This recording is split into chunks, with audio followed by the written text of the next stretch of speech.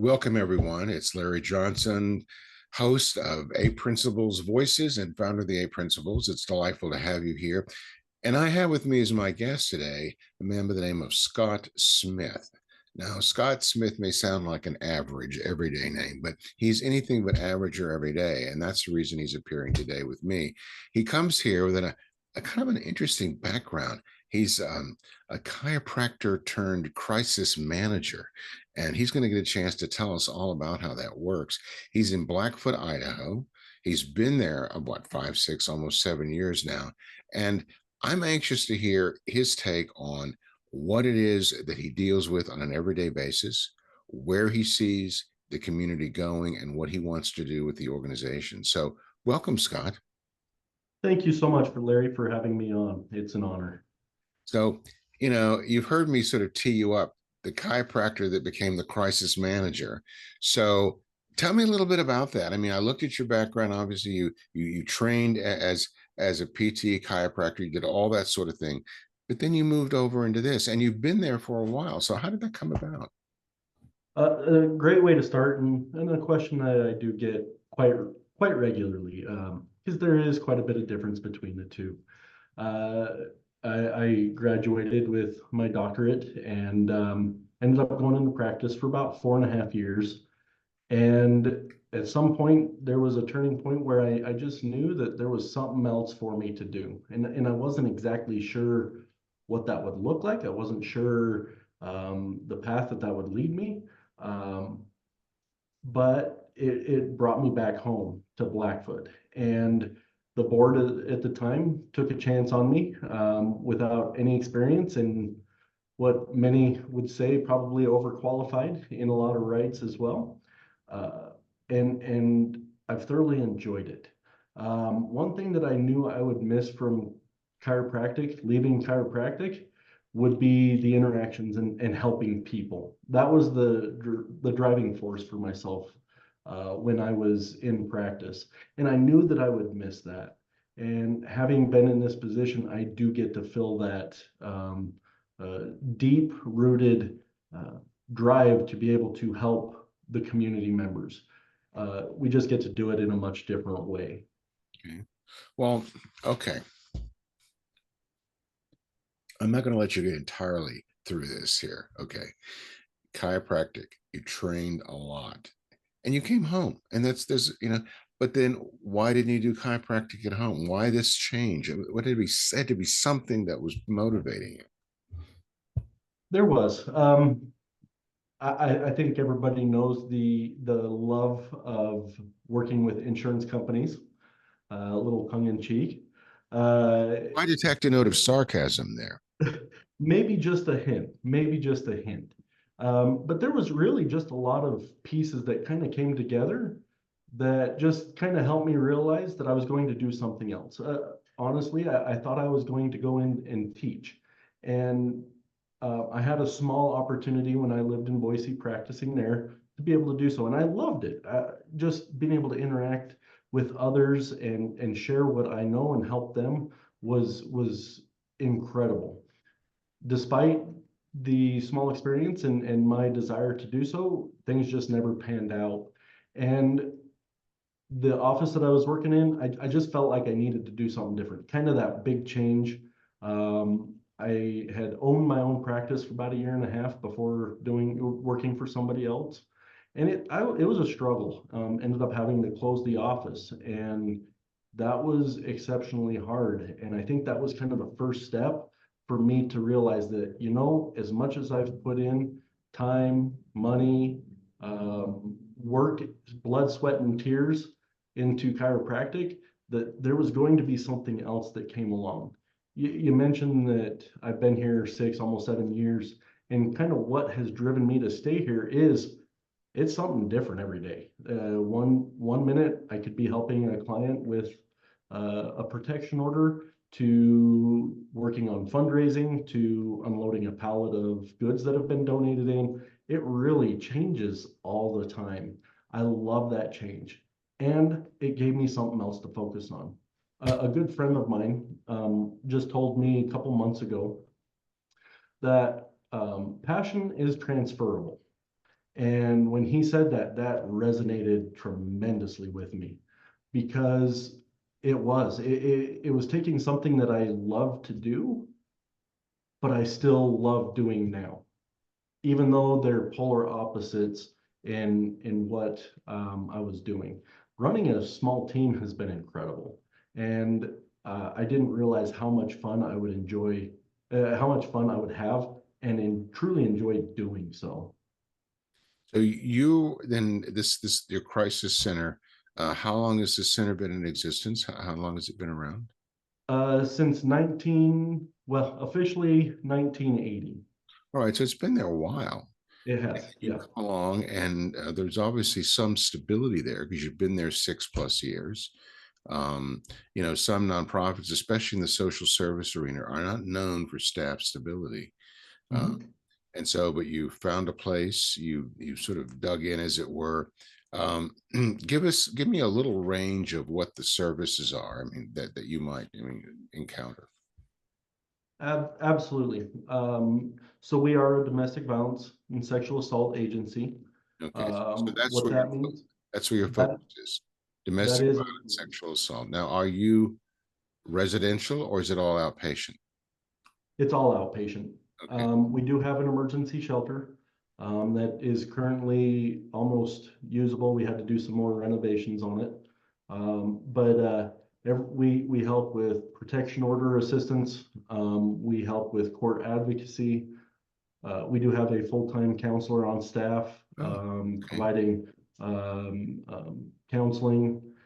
We can help with resources, whether even if it's not in here, finding resources for our clients. Um, we can help with really that is the hardest question I get is what can you do? What do you offer? Well, it's because it's so hard because every client needs something different, and that drives the train in what exactly where we're able to go, if that makes sense. So, how do your clients find you? We have a very, very close relationship with law enforcement. A lot and the judicial system here in Bingham County. A lot of ours come through law enforcement meetings, whether they're called to a scene or the courts saying that we can come and we can help them. Our building is not far from them, and so we do get a lot of referrals from them. But we've been doing a lot more proactive in community engagements, trying to get into the public in a more direct way. And I think that's really starting to pay off at this point. All right. So, um, you work with the courts, you work with the police, the sheriff, and they are sourced. But then now your reputation is getting to the point where people will self-select. They'll call you up someday and say, "Hey, I need help." Absolutely. We get calls on the office line and in our Spanish and English 24-hour hotlines for people that really don't know where to start. They have had no interactions, but they find us whether it's through our new website or our social media pages, and or word of mouth. Word of mouth is huge because unfortunately we see a trend where if somebody's in a domestic abuse situation, they're more likely to have children in that same situation or know of somebody else. So a sibling or nieces, nephews, something along those lines. So word of mouth is really important as well. So, now you're adjacent to a large Shoshone community. Are they involved at all? Or do they have their own system?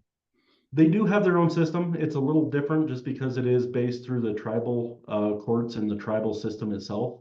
But we do share resources regularly. We collaborate regularly. They're a great group, but they do have their own. That's what I thought. That's Fort Hall and up that way, isn't it? Yeah, Yes, sir. it is. Well, can you give me a story Can you pull something out of your hat here, even though you're not wearing one, to tell me a little bit about a success story that you had? Change the names to protect the guilty, but Absolutely. I was able to come up with a couple of stories that I think would be really good to kind of show what we do. mhm. And I apologize if I'm going to look down. I want to make sure I get some of the Fine. information. Hey, I do have a couple of notes. But we had one individual come in for services. She had two small children at the time, and she was going through a lot of repeated emotional and physical abuse, bruises, stitches. I mean, you name it. That was kind of the poster of what we deal with. and Anyway, she this and came this in. this was her spouse or boyfriend or okay. It was her spouse, and he actually used and leveraged the children numerous times to keep her in that relationship as long as she stayed, which we see regularly. Okay. Uh, the when she came in, she just didn't kind of have a clear direction on what she needed to do. She came in to our center, and we immediately were able to help her with a protection order. We were able to help her with some sheltering needs, make sure that she had a safe place to go. That is kind of the first and foremost thing that we always do. We always ask somebody, are you safe? And if that's the case, then we can move on. If not, that's our first priority. We were also able to help her with counseling. And what really is the most unique about this case is she was able to get out of the situation. She, over the years, has now been able to find a really stable, loving relationship. She is actually on our board of directors at this time, giving back. Okay. She helps with a lot of our fundraising. She actually does one of the fundraising events. It was her drive and desire to help us out, and that has just continued to grow every year since. Wow. That is a Yeah, good story. That is. she's incredible.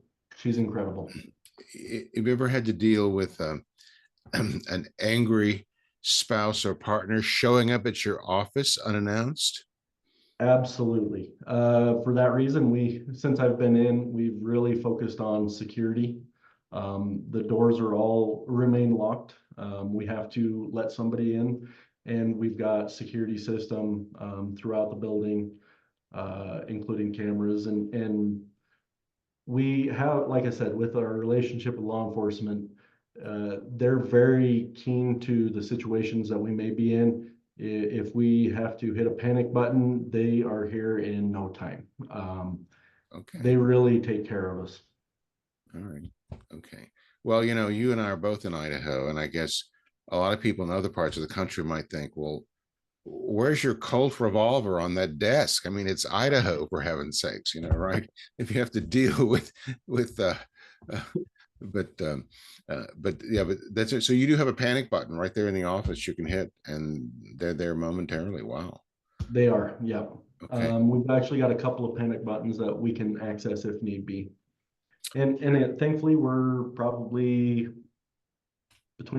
probably about a half mile from the police station. So really, we're right in the center of where it's the most safe for us to be, which really does help. So now you're working with adults or children or both? Both. So we're working with what we call primary victims, those that have physically been in that situation, whether it's mental, physical, emotional, etc., or secondary victims. So let's assume we've got a parent that comes in with children. Those children may not have been abused directly, but they are still a victim in their right because of the environment that they had to be in. And so we're able to work with both for sure. Again, just depending on what the needs may be. So, you've been there 6 years. Do you see the community as becoming more stable or more unstable? Do you see the need growing more? What do you think? What do you see things happening in the community there? Um, I would say it's a mixture of both. We are becoming more stable in some responses, we've really developed an incredible task force with a lot of individuals, and that has really started to gain a lot of traction where there's a lot more follow through. On our end, there's a lot more follow through with the victim witness coordinator and law enforcement, and now the judicial side with the prosecuting attorneys. And that I think is really starting to make a significant break into being able to actually help people and not just keep seeing this continue wheel where we're right back where we started.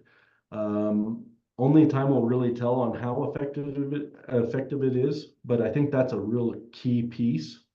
The others is just being in the community, getting that trust, gaining that trust that we're here and we're here to help, and information is never going to be shared, and getting the community behind it where if there is a call out or if there's they refer a family member into us, they know we're going to do everything that we can.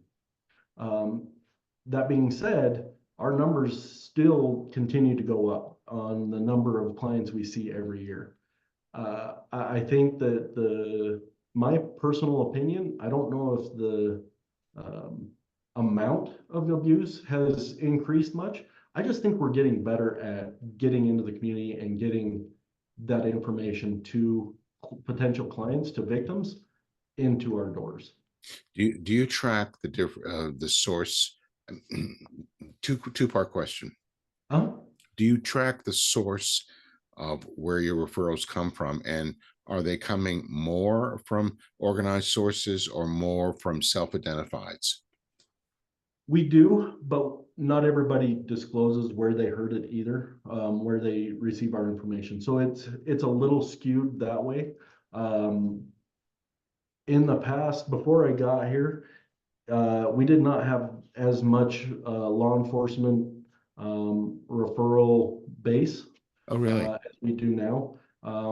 That when I first came on, I really made that a point to make sure that I built that relationship as strong as it is today. Obviously, I had to have buy-in on their end, and thankfully we did. But we're among the strongest in the state with our relationships between community organized nonprofit like ours and the law enforcement that they work with. See, that surprises me. I would have thought that the bulk of your referrals would come from the courts or from law enforcement rather than people just kind of showing up and saying, hey, I need help. So, but you're telling me it's the reverse, that in the beginning, it was more people just showing up, and then now your relationships are more formal with the court and with and that I see, I wouldn't have thought that. So, and it is, without seeing numbers, just kind of guess, I wouldn't say it's 50-50, but it's substantially higher than what it was 6 years ago. Okay. All right. Well, that is, so what do you see as the number? I mean, obviously there are different causes for this, but we've all heard about the fentanyl epidemic. Do you see that there in Blackfoot? Very much so. In fact, I've been in different meetings and trainings with our law enforcement on the fentanyl epidemic. We see that obviously within our organization indirectly because the abusers oftentimes will use drugs or alcohol to encourage them to stay. Again, maintaining that power and control, and fentanyl is a big one because it's so addictive and so dangerous. So, I'm a little ignorant of this. We all hear about fentanyl. We all know that it's deadly. Is it coming because it's packaged in other things? I mean, or is it just sold as it is because it's so deadly on its own? Tell me a little bit, how do people get it and where does it come from in terms of the sources? From what I've learned, and again, I'm not the expert by any means, but from what I've learned is it's packaged in to a pill. And when somebody purchases a pill thinking it's one thing, it may have fentanyl that's laced in with it. And that's where the the severity, the dangerousness really comes because they're unaware they're even taking anything. So these are still illegal drugs that are being purchased that have been compromised, is what you're telling me. With Yes, sir. okay, and they're not getting what they were told they were getting. All right. Correct. So, is it mainly alcohol, mainly drugs? What else? Anything else going on there? I mean, in terms of what you see you're dealing with in the community? No, I mean, those really kind of hit the high spots. We do have being right on an interstate, and especially as close as we are to an interstate junction with another one down in Pocatello. Your human trafficking is an issue as well. And that is statewide, that's nationwide, that's worldwide. It's an epidemic in its own right, but it's so hard to see and so hard to help.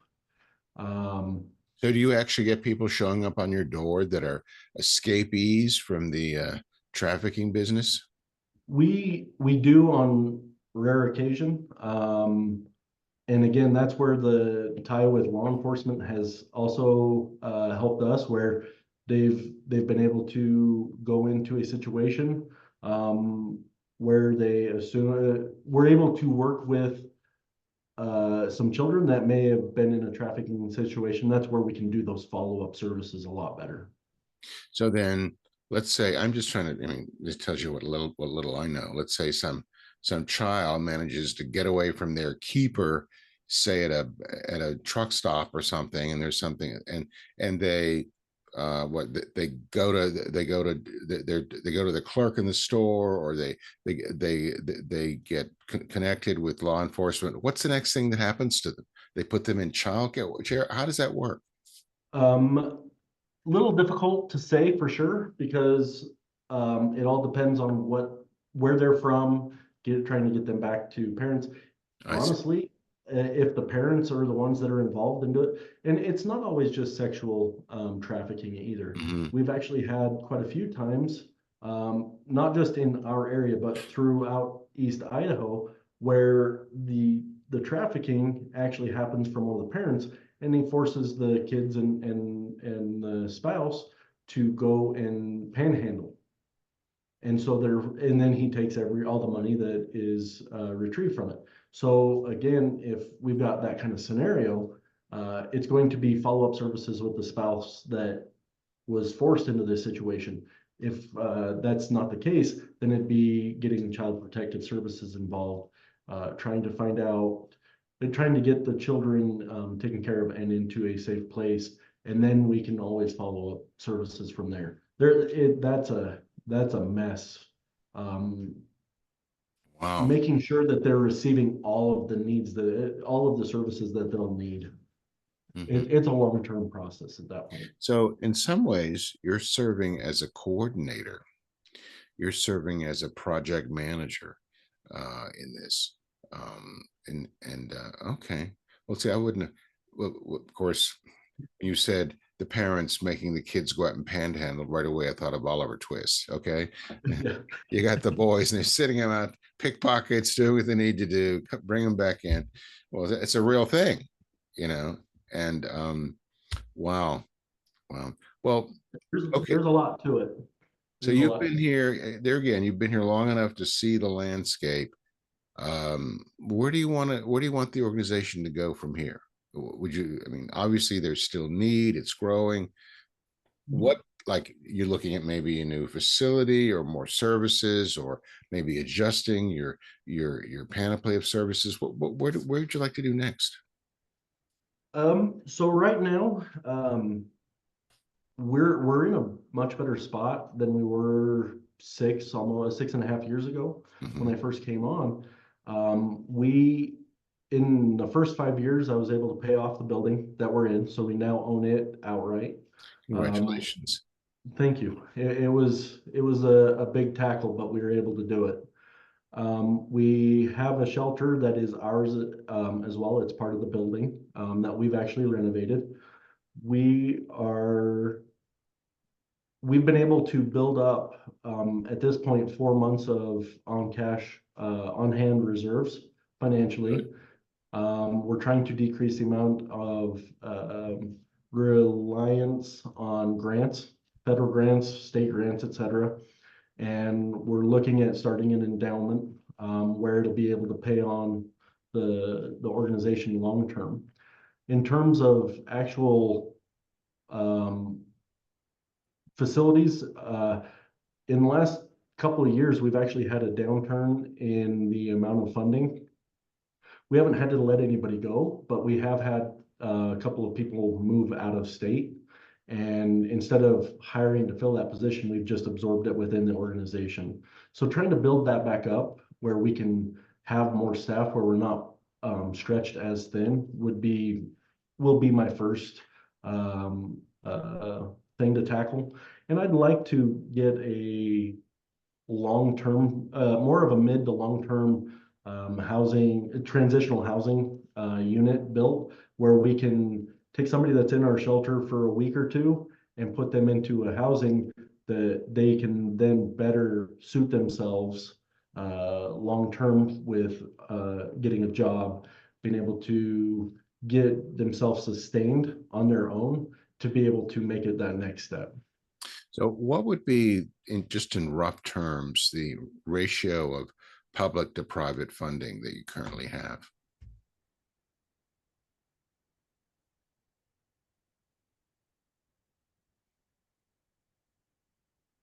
I would say it's probably 70-30. 70 public, 30 private. That's correct. Okay. And it may be like 75-25. All right. So then obviously you're looking to grow your private support in the area because that's the place where it's going to be the most flexible and the most renewable. So, all right. Well, Blackfoot is a giving community, right? It is very much so. And they really do step up and help us out. It's just finding the right people that are ready at that right time. So how well do you think you are? How well do you think you're known right now? When I'm in the test, I'd want you to ask if I were to walk down the street in Blackfoot and I said, "Hey, do you know Smith over at the Crisis Center?" What would be the percentage of people that would say, "Yeah, I know him," or "I know of him," or "I know of the center"? Would it be what, half? I've always been my toughest critic, much like many of us are, and I've always downplayed how much I'm in the community, and obviously growing up here does help. With the crisis center and either and or myself or our staff members, I'd say we're probably about half. I Okay. think would be a fair assessment of it. Okay. Now, did you speak with the local civic groups, Rotary, Lions, Kiwanis, those groups? Yeah, in fact, I'm a member of the Rotary. I'm a board member of the Rotary Club as well, our local one, and I'm Okay. a board member on our chamber as well. Hey, you've got the ground covered. Really do. Um, so we've covered a lot of ground in a pretty short period of time, actually. Um, what would you like to tell me that I haven't asked you? It's a good question. That's the most thought-provoking one that I've had so far. All right. We're stable, but our needs change all the time. Obviously, financial is a big one. Making sure that our clients have access to reasonable housing is very difficult at this point, not just in Blackfoot, but all everywhere. Yeah. Um, and just being able to get our story out. I really appreciate the opportunity to come in and do that. This just gives us another way to be able to share what we do and maybe reach that person that is thinking, oh, I didn't know that was domestic violence. We get that a lot. Oh, I didn't realize that was something bad. I just thought that was normal. If it just doesn't seem normal, find out, reach out to us, reach out to an agency near the listeners and find out if that really is normal.